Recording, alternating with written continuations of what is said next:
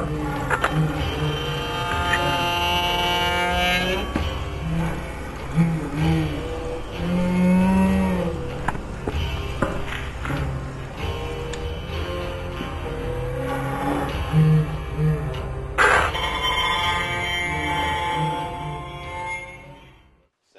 People magazine. Is Okay, the camera on? yeah, we're ready to go. Yeah, all right. Ready to rock. Okay. Hi, Bill. Hi, hey. I'm over here. Oh, yeah, that's right. There you are. Whoa, jeez, you really lost a lot of weight. Look like a little piece of tape. Okay, got a few questions for you. Okay. So, when did you first see the original Chainsaw Massacre, and what was your response to that? Ooh, geez. Well, see, I saw the original in 1975. I saw it on a double bill with Enter the Dragon. It was the second half of that feature. That was Boston, Massachusetts, somewhere in the combat zone. I believe it was the Paramount Theater. It was an afternoon. It was a matinee, and I was with a buddy of mine, and we saw the Kung Fu movie, you know, the Bruce Lee Enter the Dragon. And everybody was laughing. There was about 8 people in the theater. We were all into it. It was fun watching that Kung Fu. It kind of gets you in a elevated spirit. And then this funny movie called The Texas Chainsaw Massacre came on. I had seen the title on a drive-in marquee outside of Boston. I used to work for a swimming pool company out of North Billerica, Mass. And I'd seen in my driving around, I'd seen this Texas Chainsaw Massacre, and I just thought, what the heck is that? You know, I love horror movies, and I love drive-ins. I'm from the Midwest, and I just thought, what are these people trying to put on the poor American public? So I was already excited and curious about the title, and after seeing that Bruce Lee movie, everybody was in a good mood. The spirits were high. Everybody was goofing, yelling at the screen and everything. And as soon as the first shot of the kind of the flashbulb shot of the corpse came on, this dripping, rotted corpse with that weird kind of coffin creaking sound effect, I think everybody just knew that we were in for something really serious and really different. And that was the first time I saw it. I would later go on to see it at least another 15 times. Simply because when I saw it, it scared me so much, and it really disturbed me so deeply that I finally figured that the only way that I could possibly get over it was to see it so many times that it became so familiar that it wasn't scary anymore. And in fact, all that happened was it just like hitting a wedge into a tree trunk, it just drove it that much deeper. Wow. That's fascinating. Okay, well, considering all that, I dug it, by the way. 2 thumbs up. How did it come about that you got the role of Chop Top in the sequel? Well, that's funny. Actually, because I was so disturbed by the Chainsaw Massacre, I later moved to New York City, and in New York, I was trying to get on. Actually, I was trying to get on Saturday Night Live as a performer, and one of the things I ended up doing was submitting a short film. Just to back up, I used to work on a ranch outside of Pinedale, Wyoming. I was out there one summer just to try to get in shape because I was getting kind of stringy and spindly in New York. A little too many late nights at the Mud Club, too many cigarettes, too many Heinekens, whatever else. So I needed to take a break from New York City and go out to a ranch in Wyoming and throw bales of hay and chase sheep and just try to get in shape, kind of get my health back. So when I was out there, it must have been the summer of, I don't know, I have no idea, 82 maybe, 83. I was working with a kid named John Wright, like a 16-year-old from Geneseo, Illinois. His father, he was an adopted kid. His parents were in the funeral parlor business. And John was a sugar freak, and the two of us bunked together in a little bunkhouse, and we basically got all the menial work on the ranch. And John would belt down mellow yellow drinks and frosted flakes, Tootsie Roll Pops, fudge sickles. This guy was just a sugar freak. And in the hot weather, with all that sun beating down on his head, he'd go what I called into sugar delirium. And he would start just spouting all this crud coming out of his mouth. Like he would do like a sing-song stream of old commercials and, character voices, songs, just this weird spew of well, sugar, basically. It was sugar coming back at you. And I learned to turn a pretty much of a deaf ear to it. But one day I was, we were out there chopping wood, and he's going, Captain Crunch, there's less toil with less toil. And just, this spewing of this commercial crap coming out of him. And all of a sudden, in the middle of it, as I'm, just kind of trying to chop my wood, I hear him go, Texas Chainsaw Manicure. And then it's, Captain Crunch, back to his spew. And I heard Texas Chainsaw Manicure. And it just stabbed into my brain like a spike of ice. And before it melted, I ran back to my bunkhouse and I wrote that down. Not only did I write down the name Texas Chainsaw Manicure, but I also imagined a little 5-minute scenario. Basically, a woman goes to a beauty parlor, gets her hair done, wants a manicure, and instead of the manicurist coming out of the back of the beauty parlor, this metal door slides open and out comes Leatherface with the saw, screaming, and she's screaming, and he comes over and manicures her fingers with a chainsaw. And, she passes out, screams. It's a horrifying scene. And then the beautician and, the manicurist kind of wake her up, the beauty assistant. And she goes, oh, my God. And she looks down, and she's got this beautiful manicure. She's got fingers and this beautiful manicure. And then, so it's a happy ending. Anyway, when I got back to New York from my stay on the ranch that summer, I gathered a few people, a woman named Lori Frank, who helped me, flesh out the scenario. Got this great cameraman named Ed Lockman, who's gone on to do many, wonderful movies. And, so we had a really nice crew of some of my pals, and we all went out and, for about $600, that we kind of passed a hat and raised about $600, we went out to Sonia's Hair Fashions on Staten Island, a little beauty parlor, and shot the Texas Chainsaw Manicure. It ended up being about 5 minutes in all. And when I was out in Los Angeles later in the year, I was out covering the mid-2010, the Space Odyssey sequel for Omni magazine. I was writing for them. I was staying with friends. I brought the manicure out, showed them the manicure, a video copy of it. And one of my friends said, hey, Toby Hooper is working right down the hall from us at such and such a studio. Would you like me to give him a copy of this or take this to him? And I said, yeah, it'd be great. So my buddy Pete Seaman, who also wrote, Doc Hollywood and Wild Wild West, he's a famous screenwriter now, trotted my little tape down to Toby's office, and Toby accepted it and watched it, and I got Toby's home number, secretly from my friend Pete, and I called Toby up about a week, 2 weeks later, and I asked him how he liked the manicure, and he said, oh, I love the manicure, it was great. So it was just good because I wasn't able to sell it in New York, so it was good to hear at least, the man liked it, and that made me feel good. And he said, he went on to say, oh, and by the way, Bill, now, who was the guy that played the hitchhiker? And I had done a little cameo in it. I played the hitchhiker, just like for 30 seconds. So I told Toby that it was me. And he said, well, if I ever do Chainsaw 2, I'll keep you in mind. So I went, hey, yeah, that'd be great. So he told me to stay in touch. I think I sent him a postcard, and that was the last I heard from him for 2 years. Yeah, and then last he heard from me for 2 years. So, 2 years went by, and then in '86, I was living in New York, and I had just come back from an audition for a New York University student film. I think I was auditioning for the part of a dead body, and I didn't get the part. And, for a young actor, that can be a crushing blow. I can't even play a dead body. So, I was kind of hangdog, and I got back to my apartment, the phone rang. I answered it, and it had that crackle back then that kind of suggested it was a long-distance call. And so I said, hello, and the person said, hi, Bill, this is Kit Carson calling from Los Angeles. I said, and I'd heard the name Kit Carson, and I said, oh, yeah, well, geez, hi, how are you? And he goes, pretty good. He said, hey, how'd you like to be in the Texas Chainsaw Massacre Part 2? And I said, my comment to him, I believe, was, who is this really? Because, I was already pretty crestfallen for not getting the dead body part in the student film. So the last thing I needed was someone, torturing me further.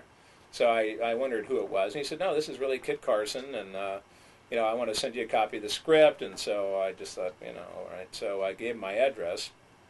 And I had that leap of faith, I guess. And a couple days later, this script arrived, and I read it, and I was told to look at the part of Chop Top. I think maybe it was originally called Platehead in the first draft, but then I think there was some copyright problem. I think there was a Platehead character in Masters of the Universe or something. So anyway, so I said, so I read the thing, and I thought it was awesome.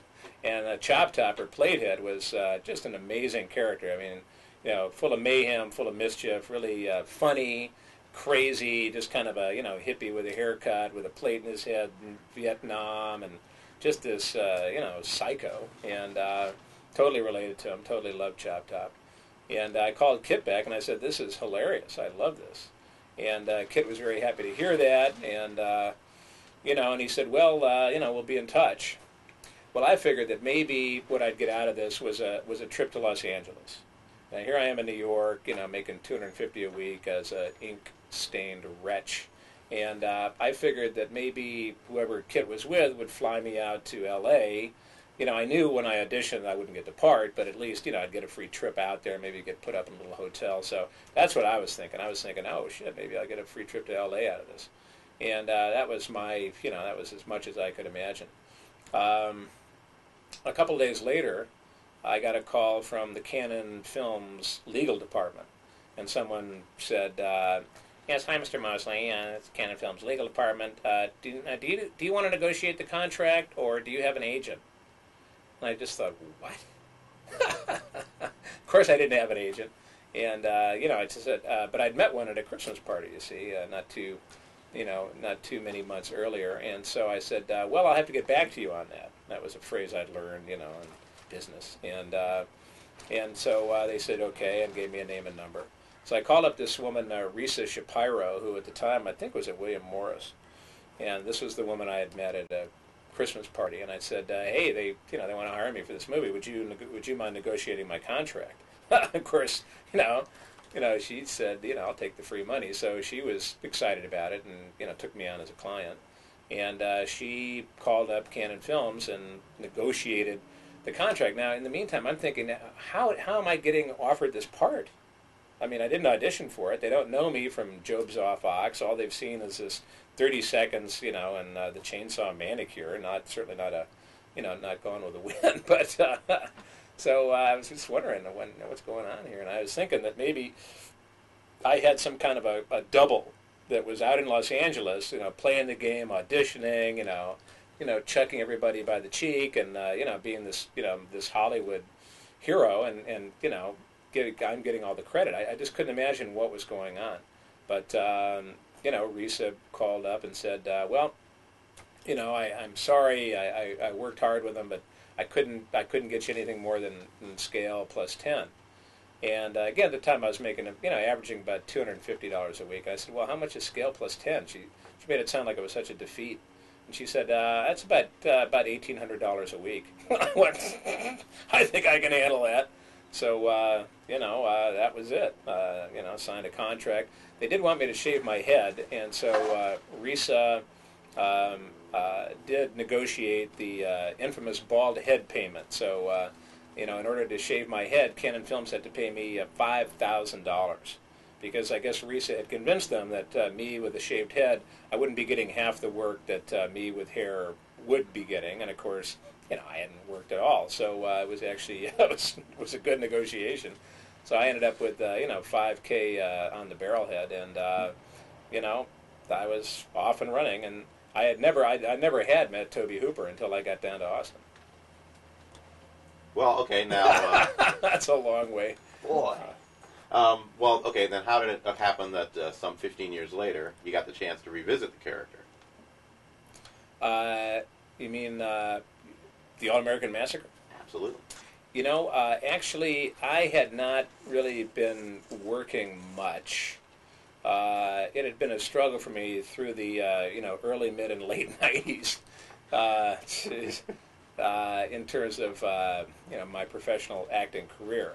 And one of the people that I had, stayed in touch with and was always hoping to hook back up with was Tobe Hooper.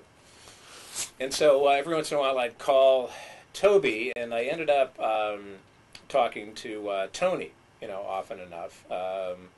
And Tony, I think I was trying to help out Tony. I think I knew some people that ran a special effects house, and I was trying to help out Tony in hopes that Toby would notice that I was helping out Tony and maybe give me a part-paying job. And anyway, so that was kind of my it was purely selfish, and from the beginning, and so trying to get to Toby through Tony, and then Tony was talking. We developed a relationship on the phone, and Tony was talking about how in order to get a job in some kind of special effects computer graphic type situation, he wanted to put together a tape and like a little 10-minute thing and just show his computer graphics skills. And he had whipped up a little scenario called the All-American Massacre. And he explained that it was, we open with Chop Top, who's been incarcerated for many years for all of his horrible crimes, now is coming to be interviewed, and by some kind of blood and guts TV verite kind of show. And as Chop Top starts the interview, there's a flashback to actually a prequel of the Chainsaw Massacre, I guess, of the first one, or certainly a prequel of the second one. And so it sounded cool to me. And I've always loved Chop Top. Chop Top's never been very far away. He's always there. He's right next to the surface. And so the chance to get back into Chop Top's skin was appealing. The fact that it was Tony, and it sounded like something that was fun. That also was appealing. The scenario was great. I really liked the concept. And, I figured that maybe, if I got over to Tony's house, maybe Tobe would, look out in the backyard and think, maybe I ought to hire Bill again for pan work. So that was also part of it. So anyway, we put it all together, and I came over to do the All-American Massacre. And through that met Todd Bates, from whom you'll be hearing later, I guess. And Todd was a Chop Top fan who actually is also a great makeup artist. And not only did he play young Chop Top and the Hitchhiker, but also was able to do really an amazing job on the Chop Top makeup, which now 10 or even 15 years later. Now Chop Top is kind of a white-haired psycho with a much bigger plate, because over the years you scratch it enough that plate gets bigger and bigger. And but the thing that was nice about Chop Top too is that Chop Top kind of was apparently a little more mellow, but underneath it all still just really strong and springy son of a bitch that could kill you as soon as you blink your eyes. So I like that part too. So what's your family think of you being part of this whole chainsaw mythology? I don't know about my two brothers. I guess they're happy enough with it. My mother is particularly proud and excited that I was Chop Top, and it's funny because my mother is a devout Christian. Her favorite radio station or radio. I'm sorry, if something I ate. Her favorite radio talk show host is Rush Limbaugh. And so she's, right-wing Christian conservative, loved Reagan, just, out of her, not out of her mind, but certainly out of my mind. But she just loved Chainsaw Massacre. I'm not so sure if she loved the movie as much as she loved the fact that I was in it, and that it gave me a degree of fame, which she could then brag about me down at the the Jewel Tea food store, pushing a car with all her buddies. Well, my son was in the Chainsaw Massacre.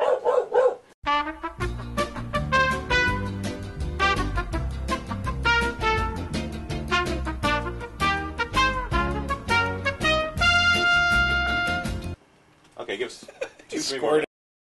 But it was a lot of fun working with Tony and Eric and Stefan. I mean, we had a lot of fun doing the All-American Massacre. And I got to say that it really helped me a lot to. It was actually really pretty exciting to get back into Chop Top, you know, and to get back to reconnect with a character that had evolved over those 10 or 15 missing years. I mean, it's been, as of this year, it's now 14 years since we did Chainsaw 2, and I don't know if anybody, any actors are lucky enough to go back to a character that they really loved and then had to leave for a while.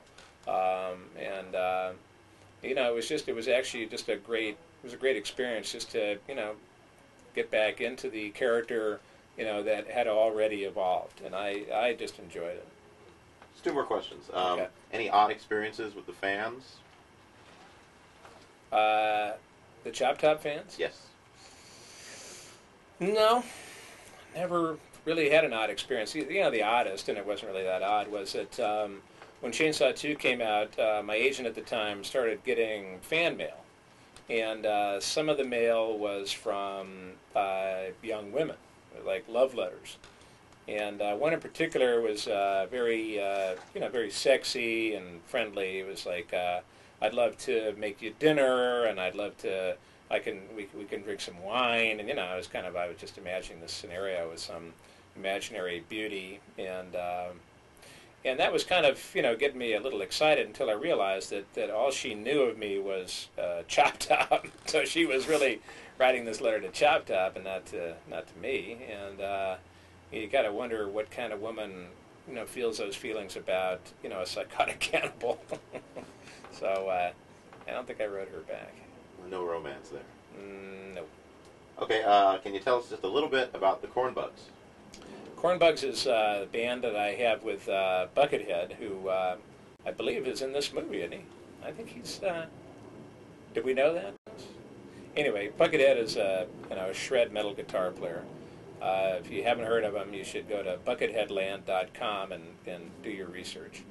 But anyway, Bucket and I have been pals for about 5 years, and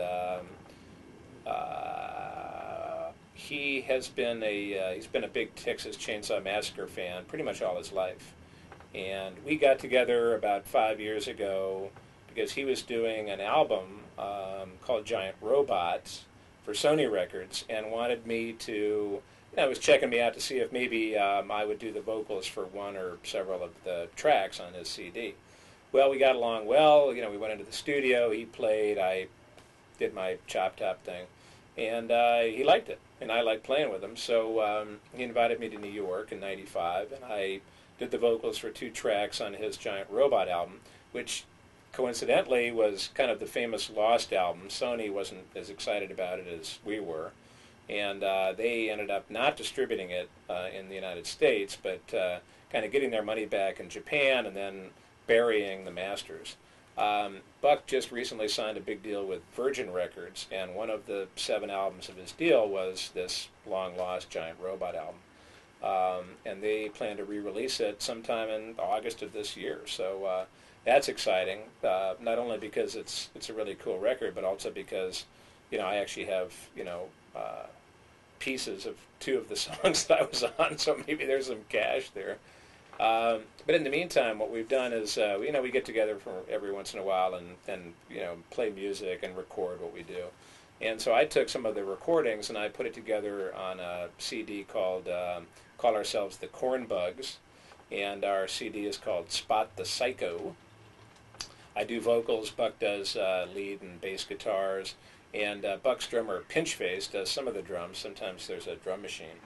And it's available on Racco Records, which is my own little label, and the only place you can find it is at choptopsbarbecue.com, which is my little website.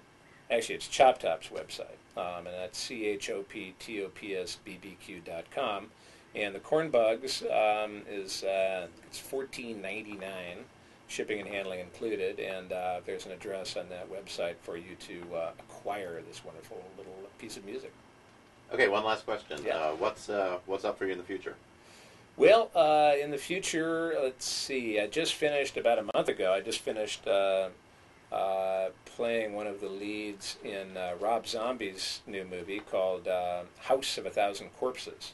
I played the nefarious Otis with actually long white hair. That's why my hair is so short. I had to go bald again, and they only paid me $3,000 to shave my head this time. But I guess times are tough.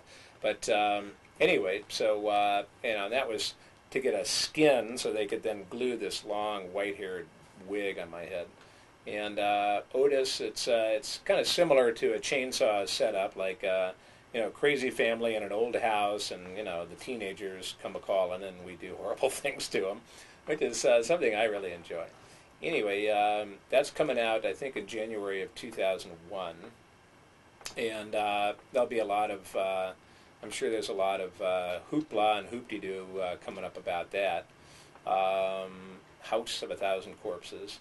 I was also in a movie called The Convent, which is kind of a horror comedy, which is Alpine Pictures, and that's coming out sooner or later. I don't know. I think it was a big hit at Sundance or something. And I play a cop in that.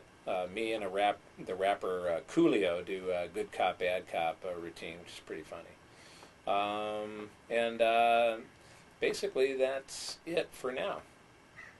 Okay, thank you very much. Thank you. And no, thank you. Yes, this is a Haiti t-shirt. I just wanted to say hi to all my friends in Haiti, the Pearl of the Antilles, and even though it is a little frightening down there, it's a wonderful place, and you should all visit. Thank you very much.